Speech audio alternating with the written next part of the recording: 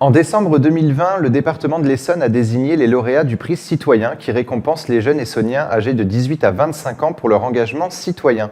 Pour en parler avec nous, je reçois Emmanuel Samba et Nelly Delavallée, récompensés pour leur court-métrage Le Bloc de Lola en partenariat avec la FEV Essonne. Bonjour et bienvenue sur Sensation. Bonjour. Merci. Alors avant de parler de votre projet, on va parler un petit peu de vous. Quel est votre parcours scolaire, vos ambitions et comment en êtes-vous venu à réaliser un court-métrage ? Alors, moi j'ai fait un bac général en filière économique et sociale. Et donc depuis juin 2020, j'ai terminé ma licence en économie-gestion. Et du coup, moi j'ai fait un bac ES, option théâtre et sciences politiques. Et je me suis ensuite dirigée vers une licence de droit. Et du coup là, j'ai un peu, pas une année blanche, mais une demi-année. Du coup, j'ai décidé de m'engager au sein de la FEV, en service civique. Et le court-métrage Le Bloc de Lola traite des dangers des réseaux sociaux sur le bien-être et la santé mentale. On va en parler ensemble pendant cette interview. Le projet a reçu le 3e prix citoyen. Quelle a été votre réaction ? On était vachement contentes. On a été contentes et surprises à la fois parce que c'est vrai qu'on avait un défi, on a relevé un défi parce qu'on a eu un certain temps imparti qui a fait que voilà, on a été très réactifs sur le sujet, donc on était vraiment très contentes. Est-ce que justement la crise sanitaire aussi a joué sur ce côté imparti finalement du Finalement du projet ? Ça allait. On a réussi à plutôt bien rebondir et à s'adapter à la situation. Et alors comment est né ce projet et pourquoi avoir choisi de parler de l'impact des réseaux sociaux sur le bien-être et la santé mentale ? En fait, nous du coup on fait partie de la FEV, on fait notre service civique cette année. Et notre tutrice, Mouabé, en fait, nous a proposé le projet à tous. Et du coup, moi, Nelly et Hilary, on a choisi, malgré le temps imparti qu'on avait, de faire ce projet. Du coup, on s'est posé, on a un petit peu brainstormé sur ce qui nous parlait, etc. Et au début, on était plus partis sur un sujet qui concernait les femmes, des choses qui nous touchent un peu plus personnellement. Et de fil en aiguille, on en est arrivé sur les réseaux sociaux, sur ce qui s'y passait, sur toutes les normes que ça nous donnait, sur l'influence que ça avait sur nous, aussi bien les adolescents que les moins jeunes en réalité, parce que même à 30, 40 ans, on peut encore être influencé par les normes des réseaux sociaux. Et en plus, on s'était dit que c'est un sujet qui touchait toutes les tranches d'âge, même si ça parle un peu plus aux jeunes, vu qu'on y est un peu plus. Et ça touchait aussi bien les filles que les garçons.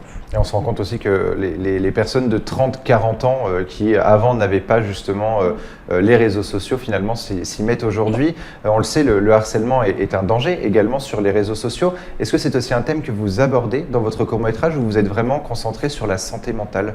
Alors, on ne l'aborde pas directement, mais c'est vrai que de toute façon, c'est un des dangers des réseaux sociaux et ça, on le sait. Et en fait, on montre justement la dégradation en fait, de la santé mentale en fait, de Manon à travers le court-métrage. Et on montre qu'elle suit vraiment de façon minutieuse au bout d'un moment ce que fait donc Lola. Et en fait, justement, on a envie de montrer qu'il faut faire attention à être vigilant à cette vitrine des réseaux sociaux, mais on ne montre pas directement le harcèlement, mais en fait, voilà. Vous le suggérez finalement à travers les amis de Lola, en vrai, c'est pas vrai. Certains ne le considéraient pas forcément comme du harcèlement, mais quand on regarde le court-métrage, on voit que c'est quand même elle qui la pousse beaucoup à faire ça. Et je pense qu'on ne parle pas directement du harcèlement, mais qu'on pourrait l'emprunter via les amis de Lola dans le court-métrage. Est-ce que personnellement, vous avez été confronté justement aux normes imposées par la société à travers les réseaux sociaux, ou est-ce que vous avez été témoin, par exemple, d'un mal-être d'un de vos proches par rapport aux réseaux sociaux ? Alors personnellement, moi j'ai été très très mal dans ma peau quand j'étais jeune. C'est vrai que donc à l'époque c'était pas Instagram mais plutôt Facebook et YouTube. Et c'est vrai que je voyais beaucoup de filles minces et moi je me sentais pas bien dans ma peau.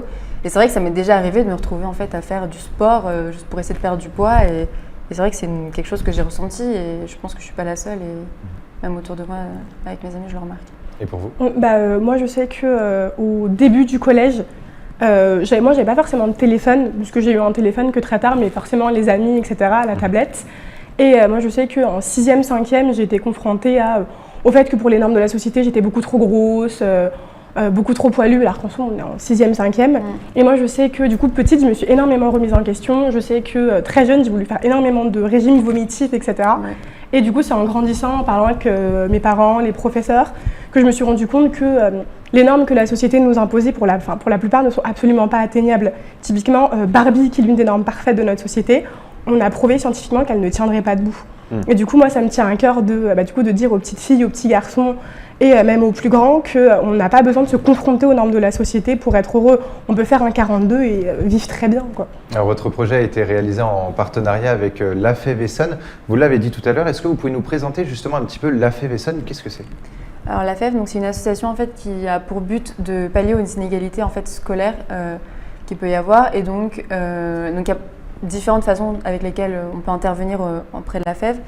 Et donc il y a notamment le bénévolat où en fait il y a un suivi avec des enfants qui sont en difficulté, ou alors en tout cas pour un peu leur faire montrer d'autres choses que ce qu'ils connaissent autour d'eux.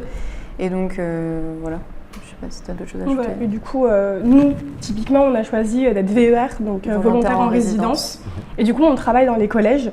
Et je pense que c'est aussi le fait de... Enfin, on ne travaillait pas encore en collège à ce moment-là, mais je pense qu'en travaillant en collège, on se rend encore plus compte de cette réalité où les enfants sont quand même très souvent sur leur téléphone. Et on entend des fois certaines choses se dire où on se dit... ils sont un peu jeunes pour penser à ça, quoi. Oui, surtout, c'est pas normal à leur âge. Mais quel était l'objectif de votre court-métrage? Est-ce que c'était sensibiliser les jeunes sur les dangers des réseaux sociaux, ou est-ce que c'était dénoncer les normes que la société impose à travers ces réseaux sociaux?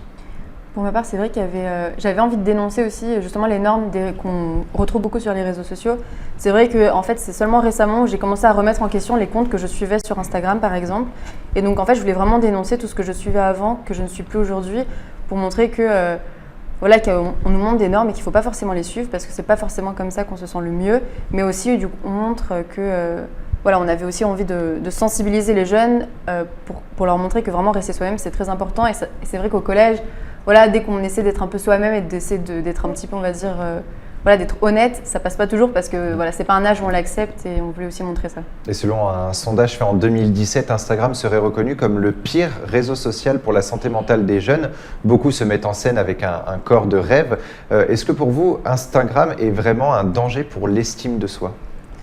Moi, je suis assez mitigée quand même, parce que moi, j'aurais plutôt dit Twitter, qui aurait été plutôt beaucoup plus virulent à travers les messages qu'on peut y voir. Instagram, c'est vrai que je pense qu'on peut y trouver de tout, comme de partout en fait. Je pense qu'il y a du bien et du mauvais un peu partout, et il faut juste en fait surtout sélectionner. Je pense que c'est ça le plus important, de sélectionner ce qu'on veut suivre. Parce que c'est vrai que moi je suis des comptes au final qui sont très informatifs, très intéressants, et au final moi j'arrive à faire la part des choses. Mais pour les plus jeunes, c'est vrai que ça peut être plus compliqué. Moi j'aurais tendance à rejoindre Nelly en fait sur Instagram. Je pense que c'est pas Instagram qui est mauvais en soi, c'est la manière dont nous on s'en sert. Donc en soi c'est pas le réseau social qui nous dit de poster même si on sait que l'algorithme d'Instagram met en avant certaines photos où on va avoir des femmes au corps de plus en plus dénudées. Mais après, moi je suis d'accord avec Nelly, je pense qu'il faut choisir son contenu. Et parce que moi c'est pareil, moi sur Instagram, quand je vois qu'une page m'intéresse plus ou alors me complexe, moi je me désabonne. Et c'est vrai que quand on est jeune, surtout avec tout ce qui est la télé-réalité, etc., et ces influenceurs hyper chirurgiens, on ne dit rien contre la chirurgie, mais du coup qui nous montrent une image du corps qui n'est pas forcément celle que les jeunes ont avec leur physique à eux. Je peux comprendre que pour eux, c'est beaucoup plus dur de sélectionner ce qu'ils vont regarder sur le réseau. Et les réseaux sociaux sont le centre de votre court-métrage. Instagram, Facebook, Twitter ou encore TikTok sont des réseaux sociaux très populaires mais dangereux. Enfin, c'est toujours mitigé, à double tranchant. Beaucoup de harcèlement et de complexes naissent à travers ces réseaux sociaux.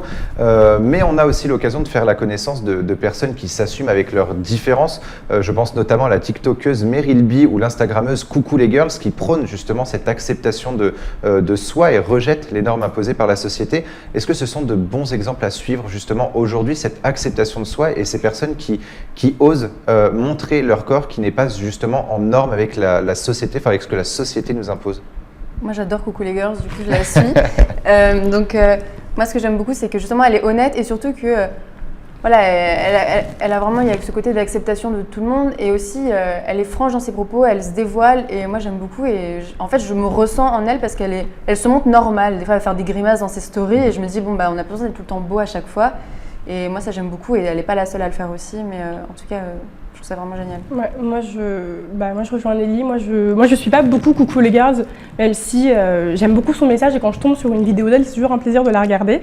Et alors, moi j'ai Léna Situation, je ne sais pas si vous connaissez, qui prône le plus égale plus, et du coup qui prône énormément l'acceptation de soi. En plus elle a une communauté qui est extrêmement jeune, et du coup moi je trouve ça génial d'avoir une influenceuse qui essaie d'égayer un peu la joie sans cacher la réalité des choses, et qui vous dit que qu'importe qui vous êtes dans la vie ou à quoi vous ressemblez, si vous croyez en vos rêves, vous pouvez y arriver. Du coup Moi, je trouve que ce genre d'influenceurs, que ce soit les Nafication, Coucou les Girls ou tous les TikTokers qui nous parlent d'énormément de sujets aujourd'hui, moi, je trouve ça hyper important. Et du coup, c'est à ce moment-là qu'on voit que les réseaux sociaux ne sont pas forcément que mauvais, ou qu'on y retrouve aussi du bon avec ce genre d'influence. Et on espère que l'acceptation de soi continuera à se développer justement sur les réseaux sociaux. Merci Emmanuel et Nelly d'avoir été avec nous sur Sensation. Je rappelle que vous êtes arrivés à la 3e place du concours du Prix Citoyen 2020 pour votre projet Le Blog de Lola. Et vous pouvez retrouver cette émission en podcast et vidéo sur notre site et application Radio Sensation.